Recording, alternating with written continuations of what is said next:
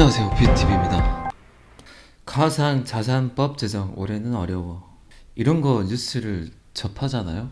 좀 진짜 좀 기분이 나빠요. 이런 뉴스를 보면 법무부 장관이 나와서 거래소 폐쇄를 한다고 했고, 또 유시민 씨는 뭐 화폐가 될 수 없다고 했어요.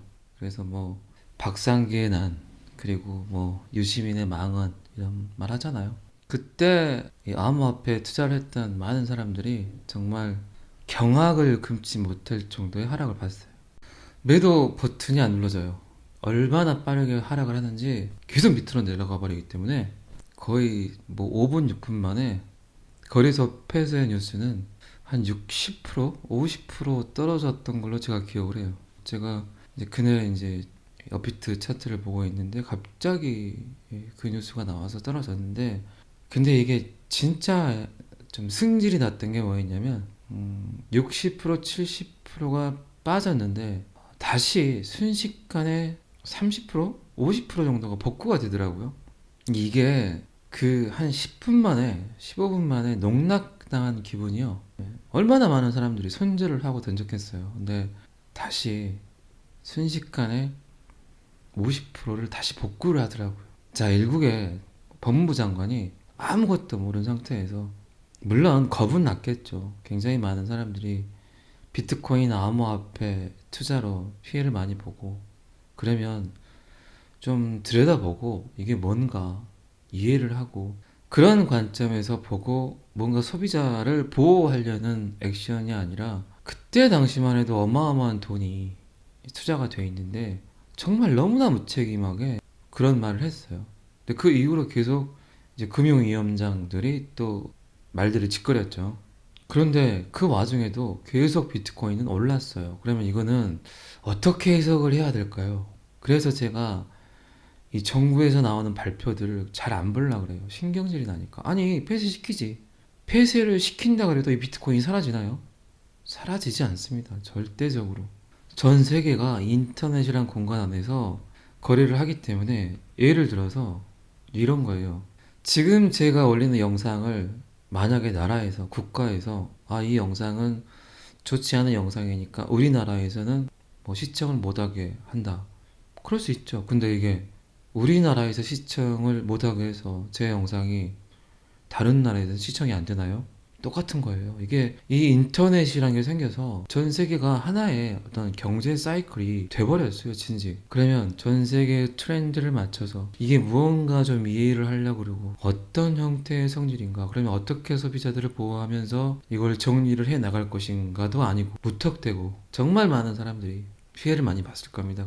그리고 만약 이런 일련의 사건들이 없었다면 얼마나 많은 우리나라 국민들이 지금 저점 홀딩을 할 수 있었겠냐고요. 비트코인이 됐든 어떤 암호화폐가 됐든 다 저점에 홀딩하고 있겠죠. 전 세계는 이제 막 움직이고 꼼슬거리는데, 올해 나온 이야기예요. 미국 인구의 40%, 러시아 인구의 30%는 암호화폐를 이제 구매해 봐야겠다고 이야기를 하잖아요.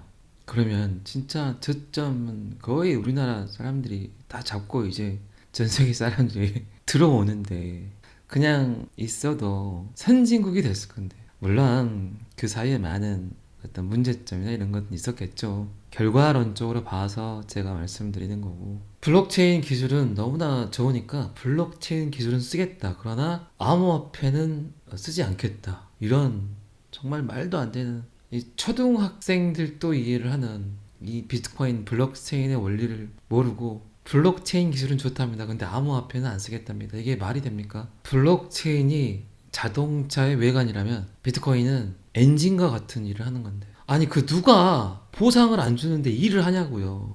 그러면 이런 원리는 그냥 블록체인만 쳐도, 구글링 좀만 해도 다 할 수 있는 원리예요. 근데 그것조차 안 보고 이야기를 했다는 거 아닙니까? 블록체인 기술은 좋다더라. 근데 암호화폐는 안 돼. 이 얼마나 우리들이 지금까지 믿고 있던 신뢰할 수 있는 제3자들의 무지함이 나오잖아요. 그런 것들입니다, 이게. 그래서 자꾸 탈중앙화 이야기를 하는 거예요. 그래서 이러는 걸 보면 보기가 싫어요. 웬만하면 이 세금 문제라든가 이런 걸 제가 말을 안 하려고 하는데, 오늘 한번 봐보도록 하겠습니다. 세금 문제가 나오면 저는 진짜 이렇게 말하고 싶어요. 어떻게 말하고 싶냐? 박상기 법무부 장관의 거래소 폐쇄 이야기를 했을 때 당시에 코인 투자자들이 손해봤던 그 금액들을 전부 다 보상해야 돼요. 그리고 나서 세금 매겨요. 아니 어떻게 정치를 하고 법을 집행을 하는 사람들이 일반 투자자보다 미래를 더 못 보냐고요. 말이 안 되잖아요. 그러면 그때 박상기 법무부 장관이 말했던 그 손해난 물량, 손해난 금액, 그리고 금융위원장이 말했던 말도 안 되는 뭐 애들을 가르쳐야 된다 이런 이야기를 했을 때 떨어졌던 그 금액들 다 보상하세요. 다 보상하고 그 다음에 세금을 때려. 제 말이 틀립니까? 아니 세상이 이렇게 바뀌는 걸 이해를 못하고 말도 안 되는 망언으로 수많은 피해자들한테 피해를 줬잖아요. 안 그래요? 이게 다단계하고 뭐가 틀립니까? 다단계라고 코인이라고 만들어서 많은 사람들 정말 말도 안 되는 할머니 할아버지를 모셔다가 진짜 돈 내라 돈 벌게 해주겠다 이거하고 뭐가 틀리냐고요. 똑같잖아요. 근데 그들은 명예란 거 있고 그리고 사기를 친 사람들은 그 명예가 없었던 것 뿐이에요. 정말 화가 나요 정말로. 그래서 제가 정부에서 나오는 뉴스들을 볼 때는 짜증이 나요. 멍청한 것들 이렇게 도대체 뭐가 틀리냐고요. 결국 손해를 보는 건 열심히 일해서 아침 일찍 일어나서 일해서 밤늦게까지 일하는 이 소시민들만 피해를 본다는 거예요. 이게 신뢰할 수 있는 제3자들의 횡포입니다. 횡포. 정말 제 말이 틀렸나요? 다 손해보고 하고 세금 매겨. 그리고 있잖아요. 세금은 걱정을 안 하셔도 될 거예요. 내년에 세금을 매긴다고요? 뭐 이번에 또 뭐지 금융위원장 나와서 경제부총리인가 나와서 뭐 세금 자신 있다? 제가 알기로는요. 지금 우리나라에 있는 세무서 직원이 1년 동안 아무 일도 하지 않고 1년 내내 이 코인 세금 관련 업무만 봐도 세금 매기기 힘듭니다. 이 시스템 자체가 개인 지갑에 넣어버리면 해외로 빼버리면 업비트 빗선만 봐가지고 세금 매겨줄 것 같아요? 때릴 수가 없어요. 그리고 만약에 때린다 그래도 그 수많은 도피처들이 너무나 많아요. 탄료할 수 있는 내 어떤 코인들을 보이지 않게 할 수 있는 1년 내내 세무서 직원들이 이걸 파헤쳐도요 못 봅니다. 세금 매길 수가 없어요. 그래서 내년부터 세금을 부과하겠다는 말을 듣고 제가 말도 안 되는 소리다 저거는 또 사기를 치고 있다 쟤네들이 시민들을 이렇게 진짜 똥으로 보는구나 바보 멍청이로 보는구나 그렇게 생각을 했어요. 근데 이제 1년 유예한다는 말이 나오죠. 또 여야 할 거 없이 1년 안에 이제 뭔가 정리를 하겠죠. 분명히 그만큼의 시간이 필요하고 아니 인정도 안 하면서 왜 세금은 때리냐는 거야. 화가 납니다. 올해는 어렵죠. 그리고 소비자 보호도 안 하면서 무슨 세금은 세금이야. 이 나라가 또 이러면 안 되는데 참 불합리하고 비합리적이고 결국 손해보는 건 새벽 6시에 일어나서 밤 10시까지 일하는 이 소시민들만 손해를 본다는 거예요. 만약에 세금을 부과한다 그래도 굉장히 형평성에 어긋나는 세법이 나올 겁니다. 그래서 민원이 엄청나게 들어올 거예요. 코인 투자하는 사람들을 거의 호구로 보고 있죠. 정부는 4차 산업혁명의 가장 큰 틀인데 블록체인과 사물인터넷 그리고 AI 이런 것들이 복합적으로 플러스가 돼야 완벽한 구동이 됩니다.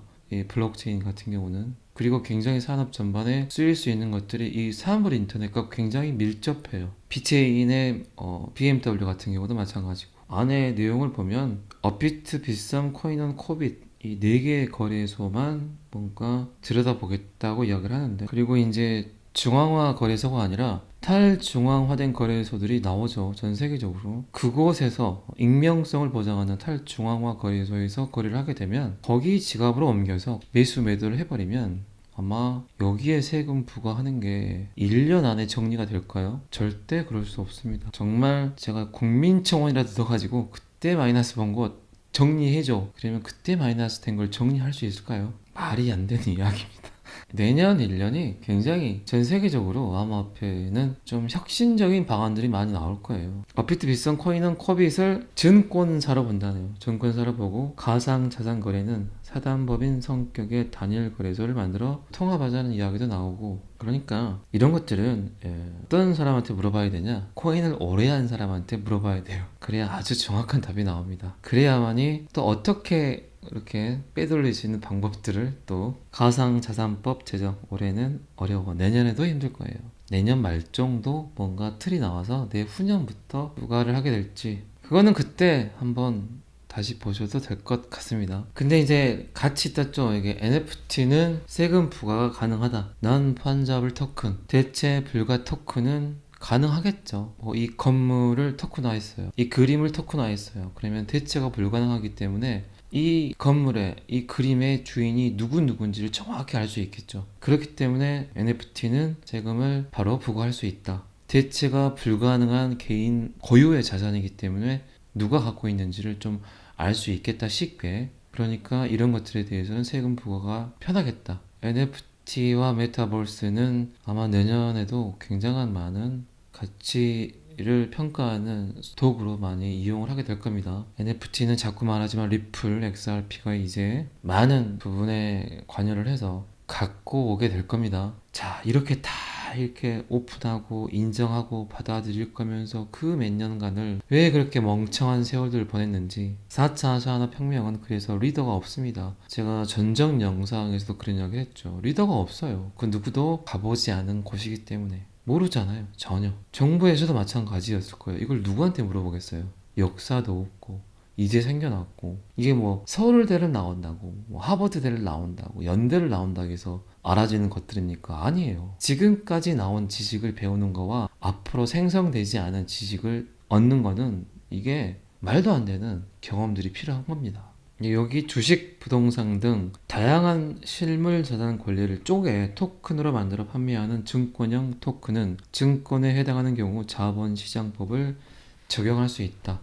이게 NFT를 두고 하는 말입니다. 지금 이거를 어디다, 어느 부처에, 어느 곳에 박아야 될지를 모른다는 거예요. 정부 자체도. 코인을 거래한 좀 유튜버 몇 명 이렇게 섭외를 해서 그들한테 물어봐야 되는 것들이에요. 근데 그러기에는 자존심도 되게 상하고, 다 유명한 대학 나오고 뭐 공부도 되게 잘했는데, 그럼 뭐예요? 지금 생겨난 생태계들은 아예 이해를 못하는데 지금까지 나온 정의에 대해서는 다 알아요. 근데 이게 왜 아이러니하냐면 그들이 아는 걸 이제 사람들이 다 알게 돼버렸어. 어떻게? 뭐 구글이라든가 네이버를 통해서, 유튜브를 통해서 다 알아버렸잖아요. 그들만이 갖고 있는 지식이 아니야. 그냥 사람들이 관심만 있으면 누구나 알 수 있는 지식들이 돼버렸어요. 근데 이건 아니라는 거죠. 그 누구도 명백하게 정의를 내리지 못하고. 이건 뭐 미국도 마찬가지겠죠. NFT는 어쨌든 개인 소유가 명확한 것들이기 때문에 세금 부과를 할 수 있겠다는 이야기입니다. 오늘 또 리플 관련 뉴스라든가 비트코인이 뭐 저렇게 흐르고 있으니까 별다른 어떤 내용이 없이 이 정도는 그리고 여러분들도 알고 계셔야 돼요. 이런 파렴치한 약간 정부의 무능함, 이건 무능함이 아니에요. 무지함이죠. 알려고 하질 않았던 거예요. 무능함은 아는데도 정책을 잘못한 거고, 무지함은 그냥 무식한 거예요. 알려고 하지를 않았던 거예요. 본인들이 하는 거에 해를 끼칠 거라는 그 위협 때문에. 근데 결국 손해를 보고 피해를 본 건 그냥 소시민이라는 거예요. 그래서 사람들이 탈중앙화를 열망하는 겁니다. 내가 더 이상 무능한 은행, 무능한 정부, 니들에게 내 자산을 맡길 수가 없다. 이런 것들 때문에 사람들이 열망을 하는구나. 이런 정도는 꼭 이해하시면 더 많은 시각으로 블록체인을 이해할 수 있습니다. 가장 본질적인 걸 이해하게 되면 그 다음에 오는 정의들은 쉽게 인풋이 돼요. 저는 그렇게 생각을 했어요. 아, 이게 시대의 흐름이구나. 근데 가장 큰 근원은 이 인터넷이라는 거죠, 결국은. 그리고 디지털 시대가 돼버렸기 때문에. 블록체인은 이제 시작입니다. 그 스타트가 아마 내년부터 시작일 거예요. 지금 제 영상을 보시는 많은 분들은 다들 미쳤다고 했던 강남에 땅을 사고 계신 거예요. 강남에 땅 살 때 다 황무지였습니다. 근데 그 누군가는 그 황무지가 금덩어리가 될 거라고 알고 있었겠죠. 그리고 그 누군가는 남들이 사니까, 비트코인은 이더리움은 비싸고 리플은 1,000원대니까 싸니까 샀겠죠. 알고 샀겠습니까? 그냥 친구가 샀더라. 그리고 또 비트팁이라는 애가 나와서 리플 이야기를 하더라. 근데 많은 사람들이 좋아요를 누르더라. 그러니까 좀 사볼까? 뭐 이런 경우들이 많겠죠. 여러분들은 강남에 땅을 사놓으신 거예요. 그렇게 생각하세요. 그게 가장 정확한 정답입니다. 땅 사놓고 좀 기다려야 되는데, 부동산 하시는 분들이 와서 팔으라고 하면 팔지 마세요. 그냥 기다리세요. 내가 지금 뭐 했나? 강남에 땅 사놓은 거예요. 디지털 인프라는 디지털 땅과 같습니다. 지금 디지털 안에서 내 건물을 쌓고 있다고 생각을 하세요. 지금의 시대는 맨 땅에 건물을 올리는 게 아니라 디지털 안에서 내 땅을, 내 건물을 올려야 되는 시대입니다. 오늘은 또 이런 또 잔소리를 했습니다. 그런데 분명히 제가 말씀을 드리는 건 코인을 처음 시작하신 분들께 꼭 필요한 지식이라고, 지식 아니면 노하우라고 생각을 해서 제가 말씀을 드리는 거니까 그렇게 그냥 이해를 해주시고, 오늘도 원화책을 열심히 하시고, 날씨가 추워졌습니다. 따뜻하게 입으시고, 구독과 좋아요는 항상 저를 힘나게 합니다. 감사합니다. 비트TV였습니다.